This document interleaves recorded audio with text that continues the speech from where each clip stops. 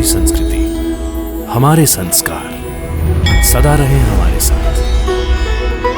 भारत की पुरातन गाथाएं और महान संतों की वाणी। सब्सक्राइब करें तिलक कथाएं। कई तरीके की एलईडी लाइट्स आपके घर और ऑफिस के लिए। GR LED lights, make India bright.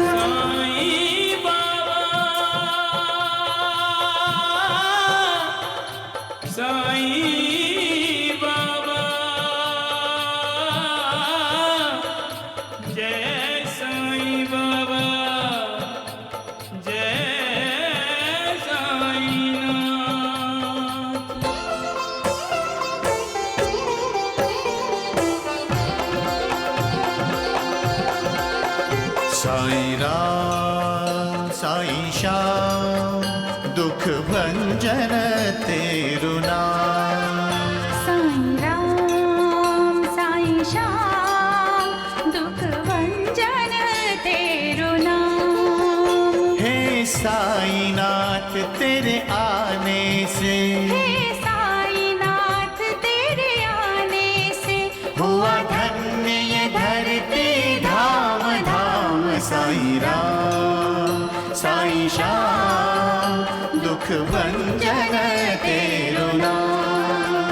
Sai Ram Sai Shyam दुख भंजन तेरु नाम। सुख धाम धन धाम साईं राम साईं श्याम गुण धाम यश धाम। साईं राम साईं श्याम ओ भक्त वत्सल दीन बंधु बाबा तुझे प्रणाम। साईं बाबा तुझे प्रणाम। साईं बाबा तुझे प्रणाम।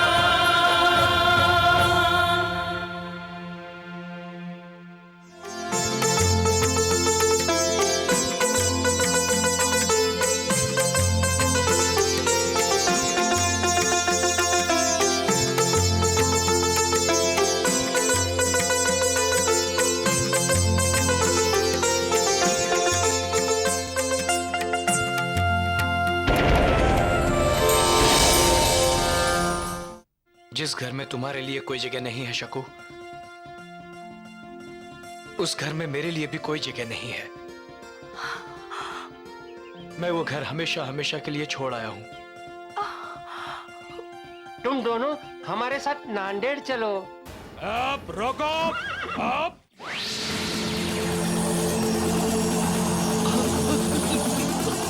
अरे भागो भागो भागो यहां से। श्यामा, लो सबको बांट दो।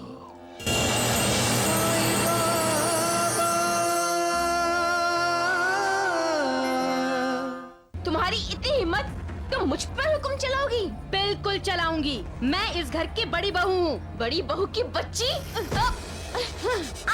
खबरदार जो मुझ पर हाथ उठाया तो तोड़ के रख दूंगी इस हाथ को।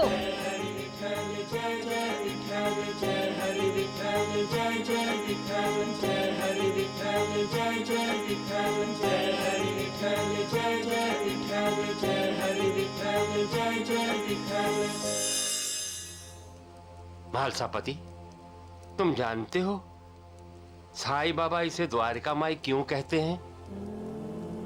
क्योंकि इस स्थान पर आकर चारों वर्ण के लोग भगवान के दर्शन कर सकते हैं। यहाँ आकर धर्म, अर्थ, काम और मोक्ष को पाना सुलभ हो जाता है। दार्शनिक और तत्वज्ञानी लोग इसे द्वारिका कहते हैं।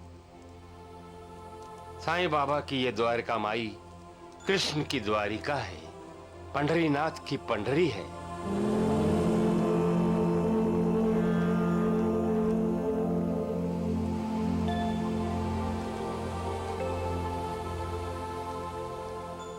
गौली बुआ, जब आप अपने घर लौटेंगे तो रास्ते में ये दास गड़ू मिलेंगे ही।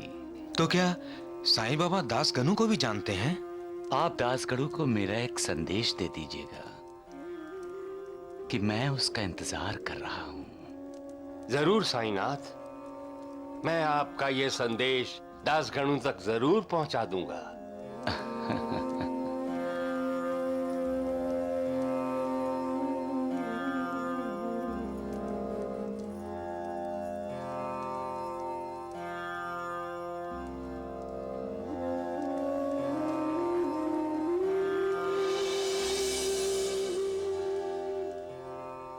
ये द्वारका माई हम सब के लिए मोक्ष का द्वार है, इसीलिए हम सब इसे द्वारका माई कहते हैं।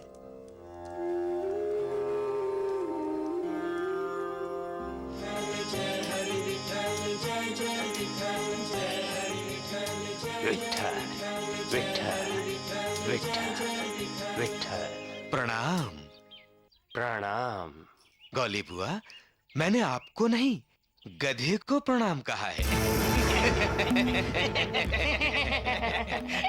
लेकिन मैंने तो गधे को ही प्रणाम किया है द्वारकानाथ जी। द्वारकानाथ जी, गौली बुआ ने आपको गधा कहा है। अरे चुप करो मूर्खों। ईश्वर हर तरफ है, सब जगह है द्वारकानाथ जी। और सच्चिदानंद साईं बाबा कहते हैं कि वो हर प्राणी मात्र में है। वो मनुष्य में भी है और वो गधों में भी है। मुझे आप में साईं बाबा दिखाई दिए और मैंने साईं को प्रणाम किया। आपकी बुद्धि भ्रष्ट हो चुकी है गौली बुआ, तभी तो आप जैसे लोग यहाँ शिरडी में आकर उस पाखंडी साईं बाबा का महात्म्य बढ़ाते हैं, उसे बिट्ठोआ का दर्जा देने लगते हैं। बुद्धि तो आपकी भ्रष्ट हुई है द्वारकानाथ जी, इसीलिए तो आपको विठोबा के दर्शन नहीं हो पाते। आपने अपनी आंखों पर जो अहंकार का यह पर्दा डाल रखा है, हटा दीजिए उसे, तो आपको साईं बाबा में ईश्वर नजर आएंगे।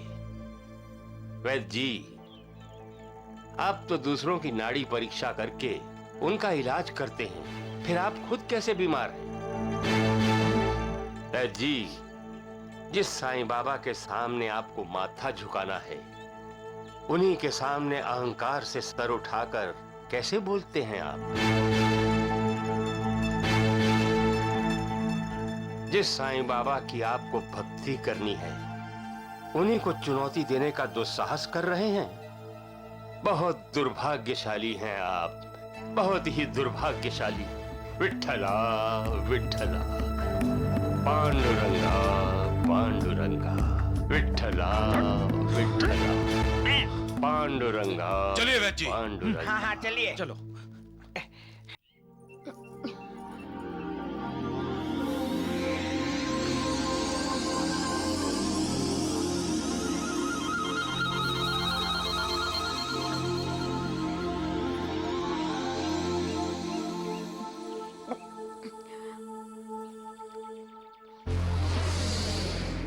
सुभद्रा।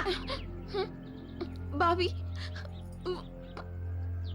वो ना मैंने अभी खाना खाया है और ना तुम्हारे भैया ने, और तुम सबसे पहले। भाभी मुझे बहुत भूख लग रही थी, मुझसे रहा नहीं गया भाभी।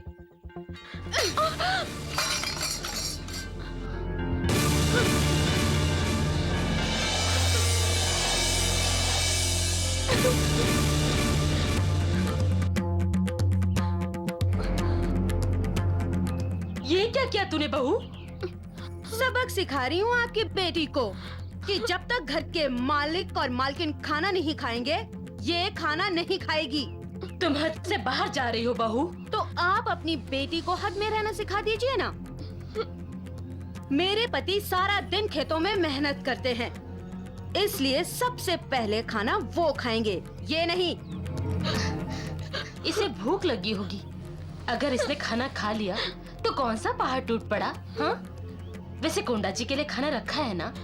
सवाल खाने का नहीं है, सवाल है इस घर के मालिक की इज्जत का। और रही बात भूख लगने की, तो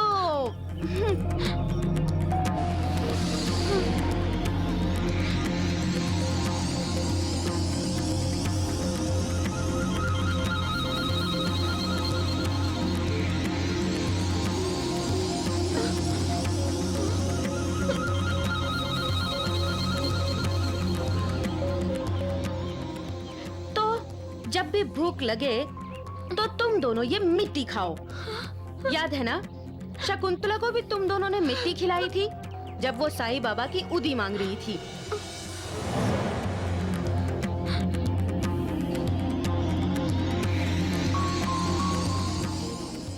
भैया, गोपाल भैया आ रहे हैं। बड़े भैया, साईं की विभूति चाहिए ना? ये लो।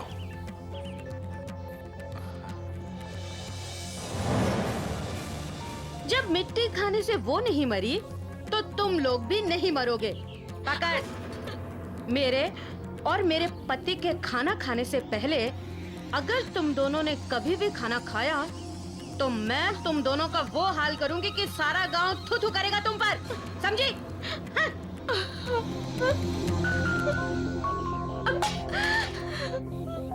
माँ, ये क्या हो रहा है हमारे साथ माँ? हम अपने ही घर में गुलाम हो गए बेटी। दुनिया में अच्छा बुरा, ऊंच नीच, मान सम्मान सब भाग्य की वजह से होता है। भाग्य ही इंसानों को मुश्किल में डालता है और यही उसे मुश्किलों से उबार भी सकता है। लेकिन जब भाग्य रूठता है तो इंसान को मुश्किल में डाल देता है। कभी कभी दूसरे के भाग्य का असर भी इंसान पर पड़ता है और दूसरे के भाग्य के असर से उसको मान सम्मान मिलता है, इज्जत मिलती है, पैसा मिलता है। लेकिन कुछ लोग ना ये समझते हैं ना जानते हैं और उस भाग्यवान को घर से बाहर निकाल देते हैं। नतीजा ये होता है कि उन्हें मुश्किलों का सामना करना पड़ जाता है। आज एक कहानी सुनाता हूं। एक गांव में एक दिन भयंकर बारिश होने लगती है। सुबह से तेज हवा चल रही थी। शाय शाय शाय, कड़कड़ कड़कड़ कड़कड़ कड़कड़ कड़कड़।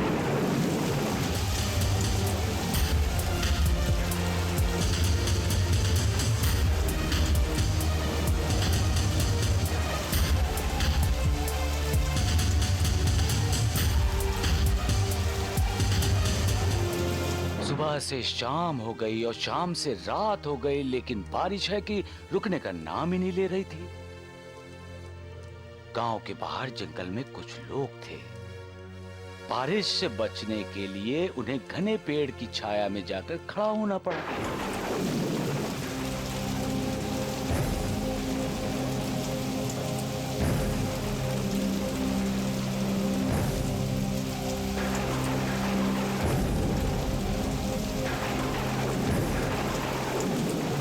बिजली कड़कड़ कड़कड़ कड़कड़ पेड़ के पास आती और कड़कड़ कड़कड़ कर वापस चली जाती।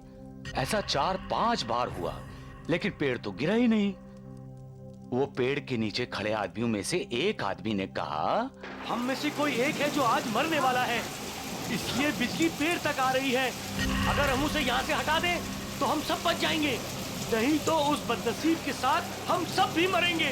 लेकिन हम में से वो कौन है, ये कैसे पता चलेगा? एक काम करते हैं, हम सब बारी बारी यहाँ से जाकर उस सामने वाले पेड़ तक जाकर वापस आते हैं। जिसकी मौत होगी उस पर आने जाने में बिजली गिर जाएगी, बाकी हम सब बच जाएंगे।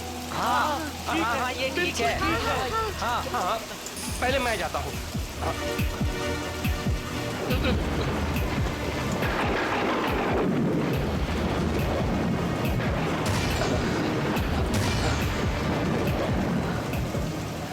अब मेरी बारी है।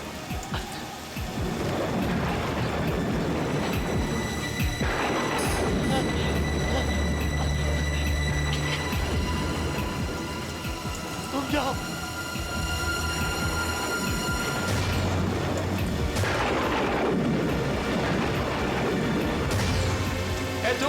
तू जा, जाना।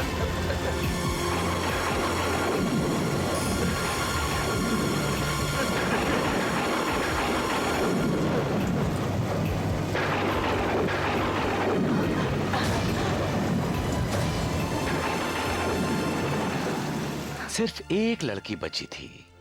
वो सामने वाले पेड़ तक नहीं गई थी। यही है वो, यही है। इसी की वजह से हम मौत के मुंह में खड़े हैं। इसी की वजह से बिजली पेड़ लगाकर वापस जा रही है। इसी की वजह से, इसी की वजह से तो बिजली पेड़ पर गिरेगी और हम सबकी मृत्यु हो जाएगी।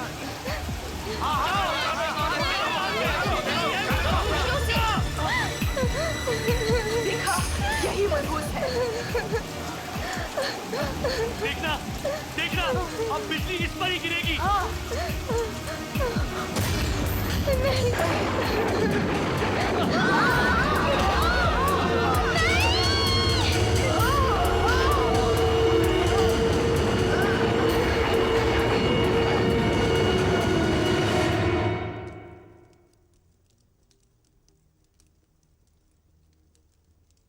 तो जिसे सब मनहूस कहते थे वो लड़की बच गई और बाकी सब मर गए। मतलब वो लड़की मनहूस नहीं थी और उस लड़की की वजह से ही वो सब बचे हुए थे। मैं भाग्य की बात कर रहा था ना। वो लड़की ही उनका भाग्य थी जिसकी वजह से वो अब तक बचे हुए थे। और उन्होंने अपने भाग्य को अपने हाथों से ही दूर कर दिया। हाँ लक्ष्मी बेटी। किशन, मेरी भी एक भक्त थी। उसके परिवार वालों ने उसको भी इसी तरह घर से बाहर ढकेल दिया। मतलब अपने भाग्य को धकेल दिया? हाँ, इसलिए अब उनका भाग्य उनसे रूठ जाएगा। मेरी भक्त की वजह से ही वो अब तक आबाद थे, अब बर्बाद हो जाएंगे।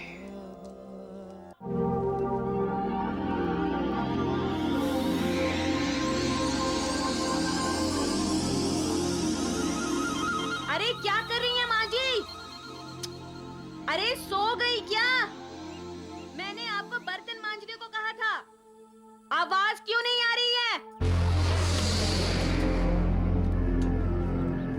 हाँ, अब लग रहा है आप बर्तन मांज रही हैं। लेकिन अच्छे बर्तन साफ करने हैं ना, तो जो गुस्सा आपको मुझ पर आ रहा है वो बर्तनों पर उतारिए। अरे आपने तो बर्तन तोड़ने शुरू कर दिए। मैं आऊं क्या?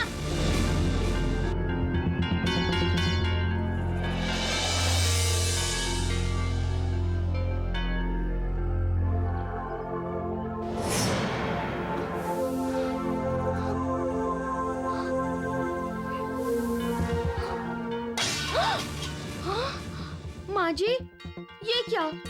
ये बर्तन धो रही है या बर्तन तोड़ रही है? अरे मैं सब समझती हूँ। अपना गुस्सा बर्तनों पे निकाल रही है। अरे करमचंदी, ध्यान से काम कर। अब अगर एक भी बर्तन टूटा ना तो तुझे धक्के मार कर घर से निकाल दूंगी। सुन रही है ना? जैसी करनी वैसी भरनी। मैंने शकुंतला पर जो जुल्म किए थे, अब वो जुल्म मुझ पर हो रहे हैं। खाना नहीं खाती क्या? ठीक तरह से पैर दबा।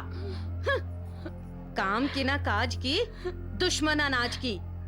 अरे ऐसा समझ कि तू अपनी सासू माँ के पैर दबा दी है। जोर लगा, जोर।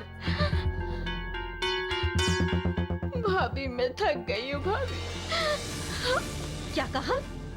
कौन सी चक्की पीसी है सुबह से जो महारानी जी थक गई? हाँ, चुपचाप मेरी सेवा कर, पैर दबा। अगर आराम ही करना था तो अपने ससुराल में ही रहती। ससुराल छोड़कर यहाँ आने की क्या जरूरत थी? घर की बहू ही घर की रानी होती है, जैसे मैं हूँ यहाँ। अरे हाथ क्यों खींच लिया तूने? हाँ?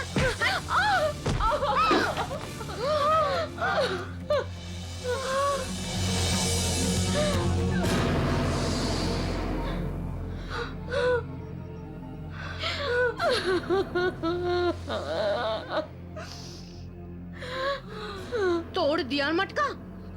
ध्यान कहाँ था आपका? वो सुभद्रा। अच्छा, तो बेटी की चिंता हुई आपको? आप ही तो कहती थी ना, लातों के भूत बातों से नहीं मानते।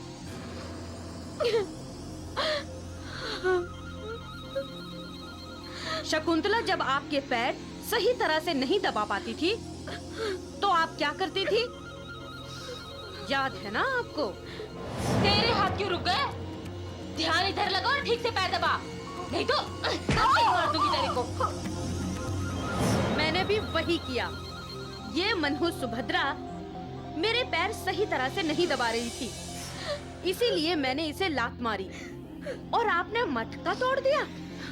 आप तो हमें बर्बाद कर देंगी। ये मटका मैं अपने मायके से लेकर आई थी। जरूर इस सुभद्रा ने कहा होगा आपसे ये मटका तोड़ने के लिए, है ना? नालायक! हाँ? ये मत समझना कि मैं आंखें बंद किए बैठी हूँ। मैं सब समझती हूँ। तुम दोनों माँ बेटी मिलकर मेरे खिलाफ क्या क्या षड्यंत्र रचती हो, लेकिन मैं शकुंतला नहीं, मेरा नाम पार्वती है, पार्वती। मैं तुम लोगों का कोई भी षड्यंत्र कामयाब नहीं होने दूंगी। सुन रही है ना तू? हाँ? माँ जी, आज से इस घर का एक उसूल है। आप एक चीज तोड़ेंगी ना, उसके बदले में आपकी ये बेटी 100 थप्पड़ खाएगी।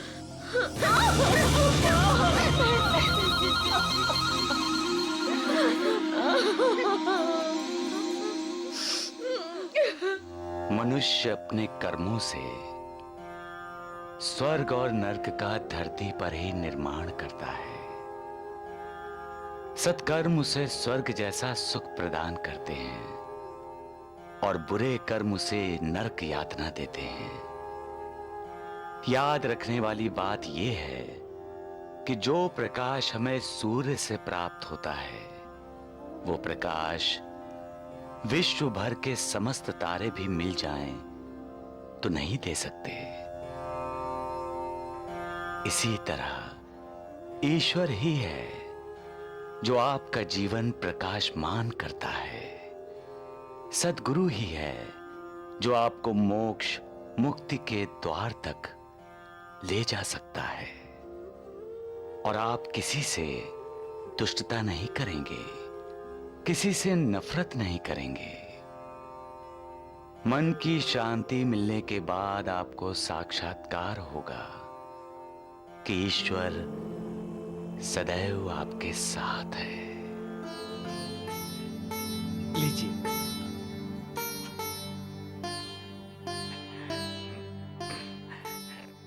ये लो।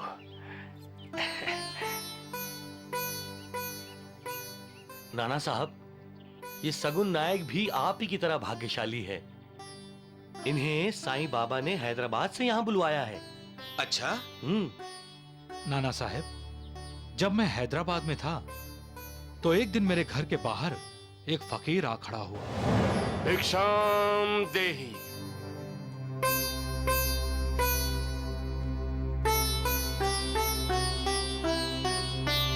ये दयालु हो, शिरडी क्यों नहीं जाते? शिरडी? क्यों? साईं के दर्शन करने। साईं? साईं बाबा? हाँ हाँ, मैंने सुना है उनके बारे में। तो जाकर उनके दर्शन भी कर लो, कल्याण होगा। जाओ, शिरडी जाओ बेटा। लेकिन शिरडी जाना और वापस आना, मेरे पास इतने पैसे नहीं है बाबा। वापस आना उसके हाथ में है।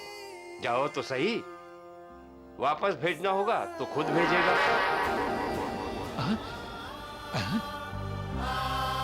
बाबा कहाँ गए? माँ जी, आपने अभी अभी यहाँ से किसी बाबा को जाते हुए देखा? नहीं तो। गायब गायब हो गए? कहाँ खोए हो सगुण? देख कर चलो। माफ कीजिए साहूकार जी, मेरा ध्यान कहीं और था। तुम्हारा ध्यान किधर था? सोच रहा हूँ शिरडी जाऊं। सगुण, मैं शिरडी ही जा रहा हूं। महालसापति, श्यामा, राधा कृष्णा बाई, ये दोनों हैदराबाद से यहाँ आए हैं।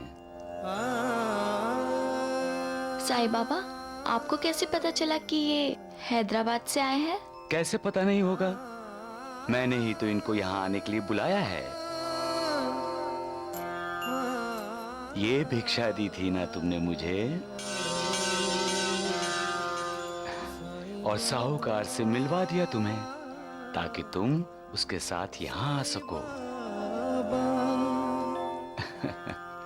सबका मालिक एक है।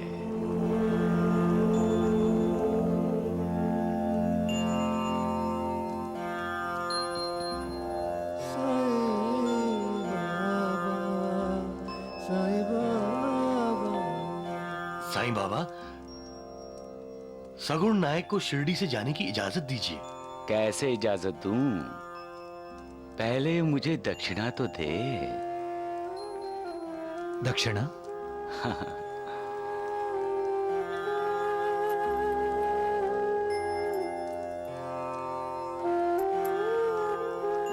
बस और नहीं।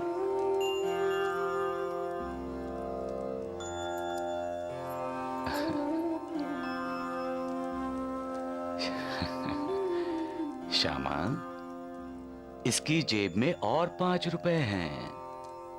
सगुन नायक, साईं बाबा आपसे 5 रुपए मांग रहे हैं। ये 5 रुपए नव विद्या भक्ति की तरफ संकेत कर रहे हैं।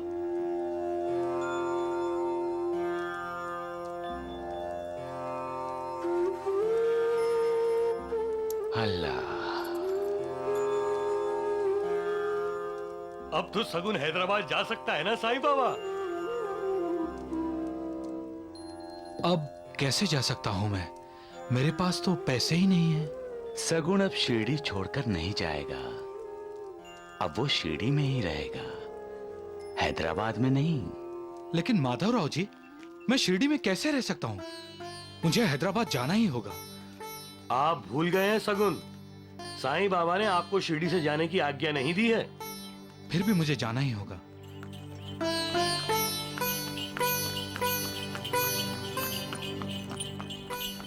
साहूकार जी, हैदराबाद पहुंचते ही मैं सूद समेत आपका कर्ज चुका दूंगा।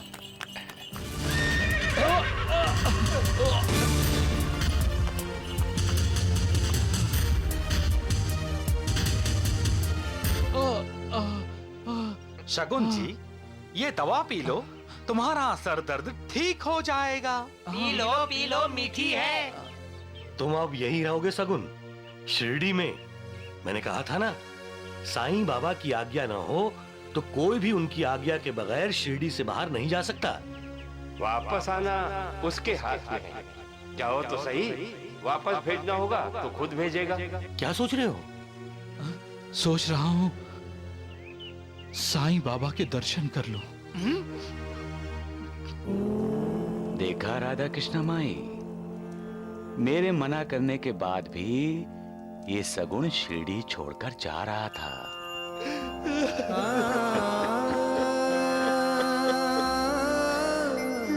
उठो सगुन।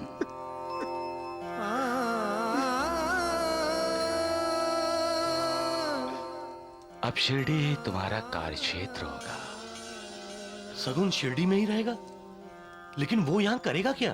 द्वारिका माई से बाहर जाने के बाद जो पहली चीज सगुन अपने हाथ में पकड़ेगा, उसी का ही व्यापार करेगा।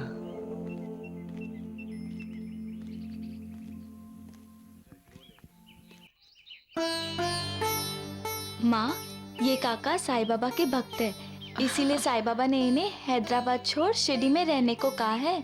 अच्छा, आइए आइए ना, अंदर आइए। आइए काका। आइए।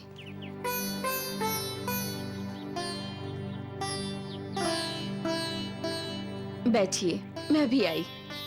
बैठिए ना काका। हाँ हाँ। काका, ये आपके माथे पे क्या हुआ? ये मेरी भूल का नतीजा है बेटा। मैं हैदराबाद वापस जा रहा था कि अचानक मेरा तांगा पलट गया। साईं बाबा की इच्छा नहीं थी कि मैं वापस जाऊं। साईं बाबा की लीला को कोई समझ नहीं पाया। साईं बाबा के भक्त की खातिरदारी करनी चाहिए लक्ष्मी। काका, चाय पीजिए। हाँ। द्वारिका माई से बाहर जाने के बाद जो पहली चीज सगुण अपने हाथ में पकड़ेगा उसी का ही व्यापार करेगा। चाय। सगुण नायक शिरडी में चाय की दुकान लगाएगा। चाय पिलाएगा सबको। जैसी बाबा की इच्छा। साईं बाबा के आशीर्वाद से बरकत ही बरकत है। अब सोच रहा हूं कुछ सालों बाद होटल का धंधा शुरू करूं, लेकिन साईं बाबा के आशीर्वाद के बाद।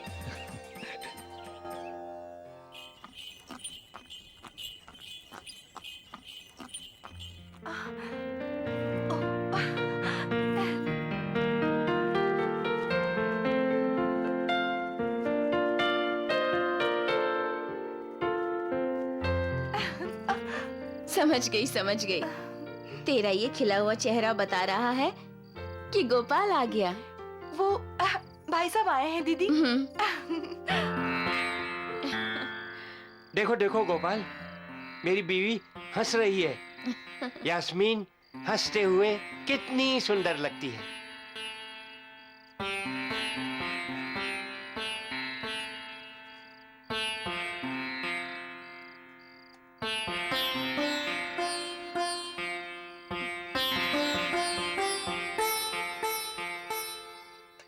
यास्मीन, कुछ भी हो, जब से ये दोनों इस घर में आए हैं, हमारे घर में खुशियां आ गई हैं। हाँ, हम दोनों को अब तक कोई बच्चा नहीं हुआ, लेकिन इन दोनों ने वो कमी पूरी कर दी है। हमारी यास्मीन, उदास मत हो, हंसो, हंसती रहो, ताकि जब हमारे बच्चा हो वो भी हंसता रहे। चलो। साईं बाबा, आप तो सब जानते हैं, ये रतन जी और यास्मीन दीदी है ना, बहुत अच्छे हैं और बहुत दयालु इंसान है। हम दोनों बहुत खुश हैं साईं बाबा, लेकिन इन दोनों को संतान न होने का दुख है। मुझसे इनका ये दुख देखा नहीं जाता साईं बाबा।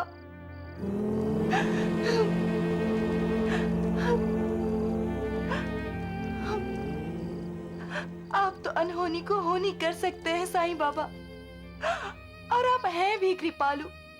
इन दोनों पर अपनी कृपा कीजिए और इन्हें संतान सुख दीजिए। इन दोनों पर दया कीजिए, इन दोनों पर दया कीजिए। सबका मालिक एक। शकुंतला, तुम हमारे लिए दुआ कर रही थी डिग्री। तुम्हें भी तो संतान नहीं है और तुम हमारे लिए प्रार्थना कर रही थी। तुम जितनी सुंदर हो शकुंतला, तुम्हारा मन उससे भी सुंदर है।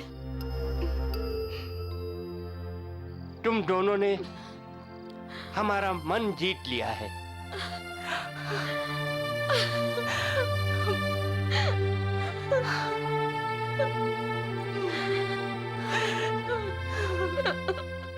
योग, वैराग्य, तप, ज्ञान आदि रास्ते हैं ईश्वर तक पहुंचने के।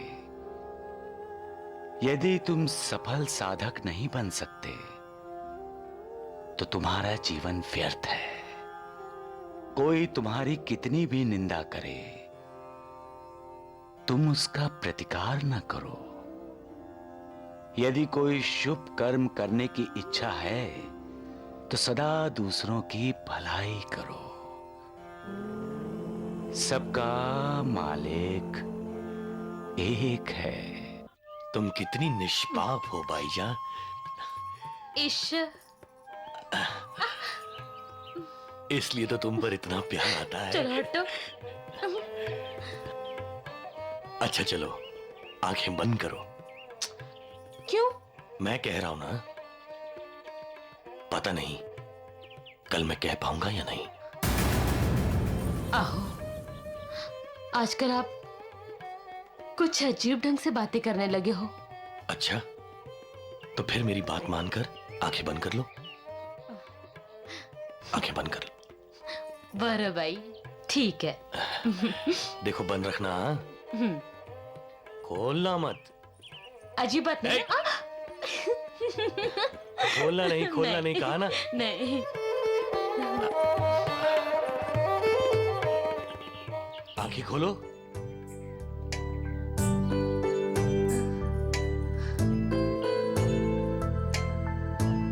अगो भाई, सोने का हार।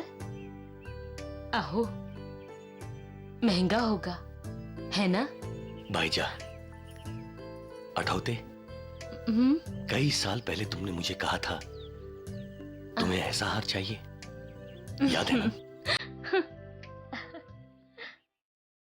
इसलिए सोचा कि जाने से पहले मैं तुम्हारी हर इच्छा पूरी कर दूं। कहाँ जा रहे हैं आप? अरे हार तो देखो, बताओ तुम्हें पसंद आया कि नहीं? खरच खूपच छान, हाँ। बहुत पसंद है। आहो, इस हार से मंगलसूत्र का महत्व ज्यादा है।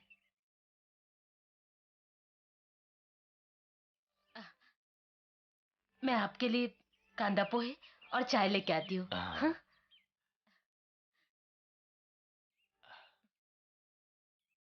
पता नहीं और कितने दिन के लिए तुम्हारे गले में ये मंगलसूत्र है। फिर तो उतारना ही है। विठ्ठला विठ्ठला विठ्ठला विठ्ठला विठ्ठला पांडुरंगा। नमस्कार गौली बुआ। नमस्कार। आपको नमस्कार किया मतलब विठोबा को नमस्कार किया। दासगणु, मुझे नहीं, उस विठोबा को नमस्कार करो। पंढरपुर जाकर? नहीं, शिरडी जाकर। शिरडी के साईं बाबा को नमस्कार करो। वो ही विठोबा है और उन्होंने तो स्वयं तुम्हें बुलाया है। मेरे तो गिरधर गोपाल, दूसरों ना कोई। क्या मतलब? मैं शिरडी वाले साईं बाबा के पास क्यों जाऊं? मेरे सद्गुरु श्री वामन शास्त्री जो हैं, जाना ही होगा तो मैं उनके पास जाऊंगा। विठ्ठला विठ्ठला। जय हरि विठ्ठल। शिरडी तो तुम्हें आना ही पड़ेगा गड़ू। मैं तुम्हें खींच कर यहां ले आऊंगा।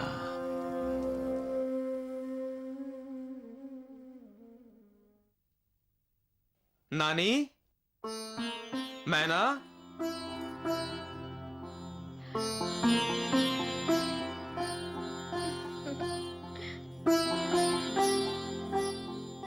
दर्शन हो गए साईं बाबा के? यूं समझो कि भगवान के दर्शन हो गए। साईं बाबा ने केवल मेरी तरफ देखा, मेरा दिल गदगद हो गया। ऐसा लग रहा था जैसे मैं तन और मन दोनों से पवित्र हो गया हूं जब उन्होंने मुझे आशीर्वाद दिया। क्या वर्णन करूं मैं साईं बाबा का। वो योगियों के योगी हैं, योगी राज हैं, गुरुओं के गुरु हैं। पंच महाभूतों पर उनकी हुकूमत है। वो कहने को तो शिरडी में होते हैं, लेकिन एक ही समय में कई जगहों पर दिखाई देते हैं। भूत, वर्तमान, भविष्य सब जानते हैं। उनके मुख से सदैव अमृत की वर्षा होती रहती है।